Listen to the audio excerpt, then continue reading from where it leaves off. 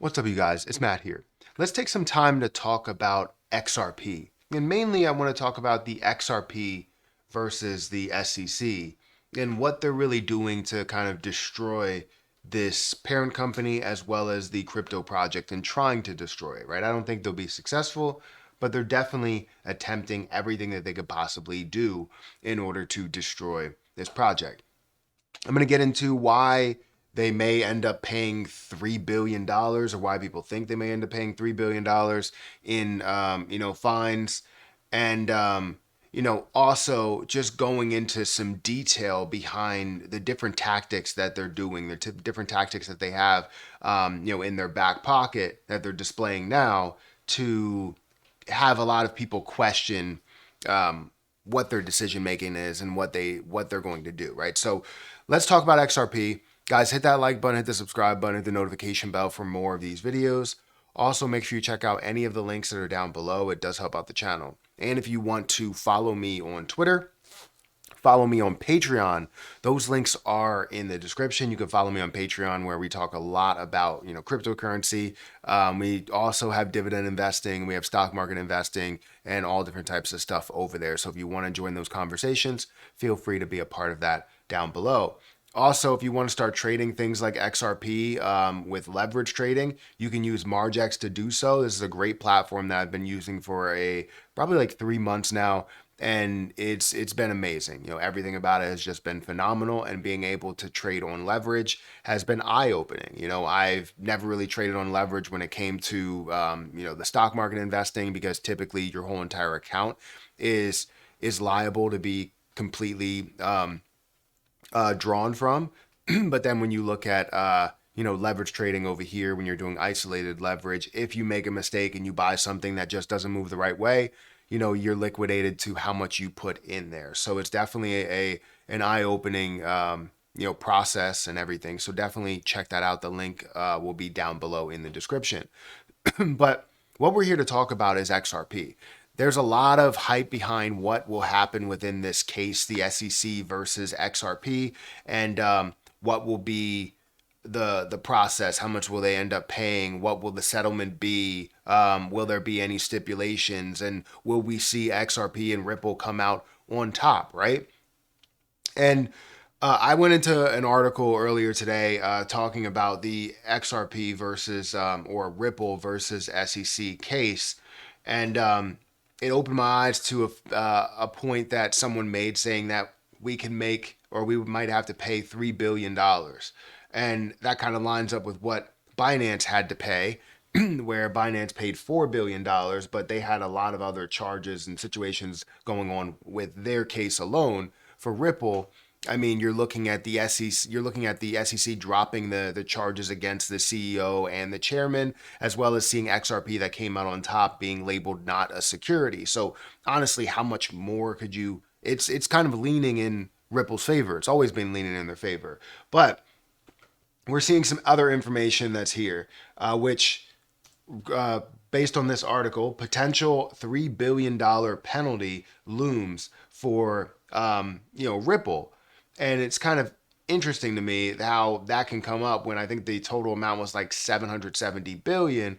But I guess this brings into another, like some sort of other information. Once again, we are back to the square, and the Ripple versus SEC case is far from the end. In a recent analysis of the SEC versus Ripple lawsuit, Zach Rector, a prominent XRP YouTuber and financial expert, speculates that Ripple might face a hefty penalty of over $3 billion if Judge Annalisa Torres rules that on-demand liquidity related sales are securities. The lawsuit the lawsuit is currently in the remedies phase, and the SEC has filed a motion to compel Ripple to produce financial statements and information regarding institutional XRP sales. Now, this is crazy, right? Because it goes more into the documents request. We could talk about, the case itself, and honestly, I thought the case was nearing the end, because as you see the what was it, November 11th date or November 7th date, to where we were supposed to have some sort of settlement, and then all of a sudden things kind of flipped on their head where the settlement was pulled, and the CEO is like, look, we're willing to take this to the Supreme Court. And we're like, where did this come from? We thought it was supposed to be a settlement, and now there's absolutely nothing, and we're far from the end, right? That just doesn't make sense to me. But seeing the SEC, maybe they either found something or they're just trying to manipulate the overall market. And I would think it's kind of the latter. But the request for documents is kind of blowing my mind, because they're requesting financial statements from January 11th. They requested financial statements from Ripple. And this kind of reminds me of a situation. Well, sort of multiple situations. Like, think about this. When you're driving, right? When you're driving in your car and you have a cop that's in front of you, what's the likelihood that they're going to pull you over, right? What's the likelihood that you're going to make a mistake that they're going to see, right? Probably it's going to be like a 0% chance, or like maybe a 5% chance, depending if they look in the rearview mirror and you swerve a little bit, they'll pull you over. Now, would you like that cop to be in front of you, or would you like that cop to be behind you? Most likely you would like that cop to be in front of you, because there's a 5% chance. Behind you, there's probably a 100% chance that they're going to pull you over, because there's some cops out there that will sit behind you and you'll drive, and eventually you'll make a mistake. And if you make a mistake, they're going to pull you over for that mistake, because they've been waiting to pull you over for something, for some sort of swerve, some sort of speeding, some sort of throwing something out the window. It doesn't matter what you do, they're going to pull you over. That's what it kind of looks like here.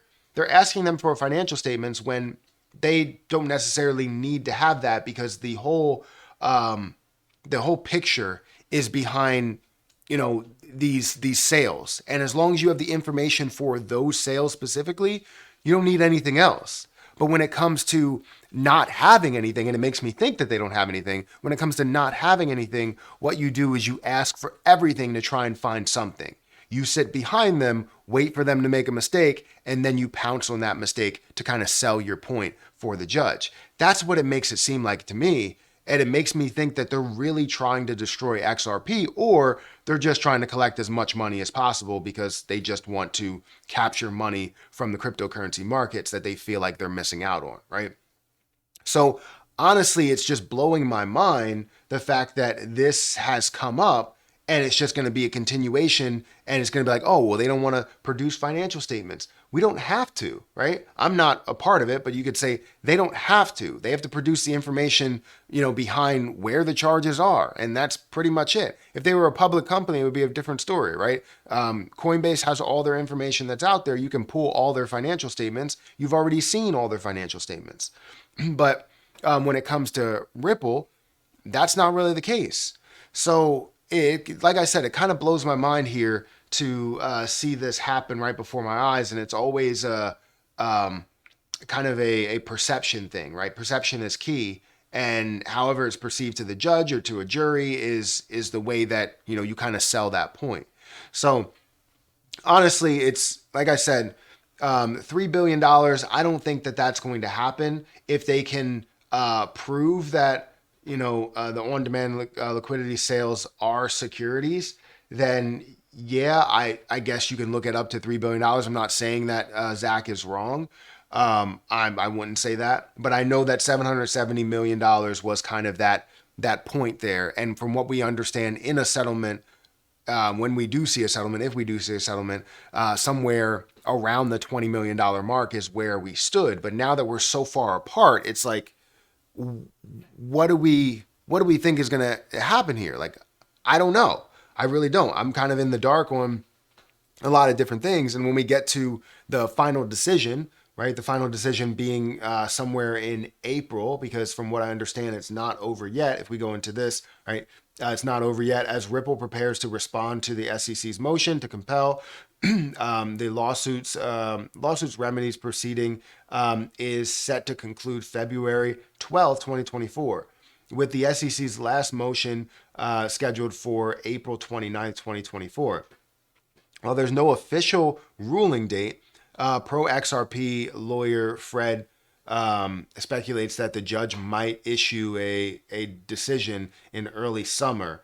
adding a layer of anticipation to Ripple's legal journey. So honestly, we don't know exactly when that final decision will be, and we don't know what that will all include, because it seems like we were close to finishing, we were close to the end. Now we're not even close to the end at all, right? I don't understand how we moved so far away, and there must have been some sort of dispute, disagreement, where they're just like, no, you know what, we're even taking everything off the table, and then now it's like, we'll take this all the way up to the Supreme Court there. I don't know. It's just mind-boggling. But guys, hit that like button, hit that subscribe button. Let me know what you think about this situation. Do you think Ripple is going to have to pay $3 billion? Do you think the SEC is trying to destroy XRP altogether? And do you think this grabbing of financial statements is more of like we're trying to see what else you did and what we can point out here, what mistakes you may have made. And if you made a mistake, we're going to call it out and we're going to try and get some more money because of it. Let me know your thoughts. Guys, hit that like button, hit that subscribe button. I'll get out of here and I'm going to catch you in the next video. See ya.